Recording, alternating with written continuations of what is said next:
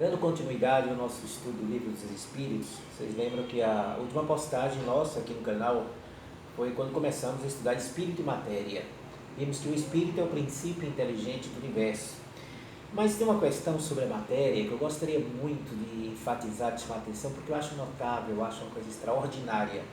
Algumas pessoas dizem assim, por que os Espíritos não revelam certas coisas que depois são confirmadas? Isso já aconteceu, eu até já citei a obra de André Luiz sobre a glândula pineal.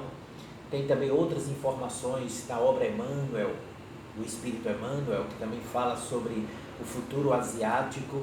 Porém, aqui no Livro dos Espíritos, na questão 22, olha o que é que acontece. Allan Kardec perguntou o seguinte: define-se geralmente a matéria como aquilo que tem extensão, que pode impressionar os nossos sentidos, que é impenetrável. Essas definições, elas são exatas? Perguntou Allan Kardec. Resposta dos Espíritos: do vosso ponto de vista são exatas, porque não falais senão do que conheceis. Mas a matéria existe em estados que vos são desconhecidos. Pode ser, por exemplo, tão etérea e sutil que nenhuma impressão vos cause aos sentidos. Contudo, é sempre matéria, embora para vós não o seja. Por que é que eu chamo a atenção a esta questão 22? Porque, gente, isto foi no século XIX, meados do século XIX. Então, o Livro dos Espíritos.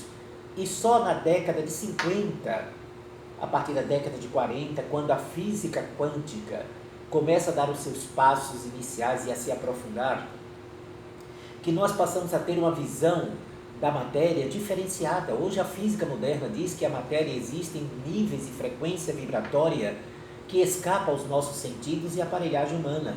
Ou seja, o Livro dos Espíritos se antecipou à física quântica em muitas décadas, respondendo os Espíritos a Allan Kardec que a matéria existe numa condição que para nós, os encarnados, seria como se não fosse matéria, só que é a mesma matéria. Os Espíritos também dizem que cidades como o nosso lar são cidades fluídicas, são cidades de ordem material, mas de uma matéria quintessenciada, de uma matéria fluídica, de uma matéria rarefeita. E na física, os físicos modernos já abordam as diversas questões referentes aos níveis de frequência vibratória da matéria.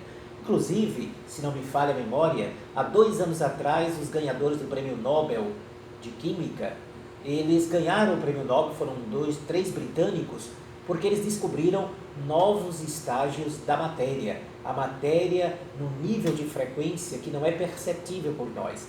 Então, a nossa ciência vai confirmando o que o Livro dos Espíritos dizia no século XIX, um século que ainda não tinha os recursos da mecânica quântica.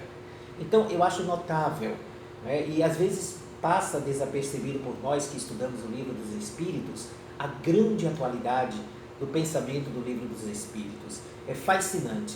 E na questão 22A, que definição podeis dar da matéria? Resposta que os Espíritos deram a Allan Kardec, porque Kardec perguntou como os Espíritos definiriam a matéria. E eles disseram: a matéria é o laço que prende o Espírito, é o instrumento de que o Espírito, se serve e sobre o qual, ao mesmo tempo, exerce a sua ação. Ou seja, desse ponto de vista, pode-se dizer que a matéria é o agente, o intermediário com auxílio do qual e sobre o qual o Espírito atua.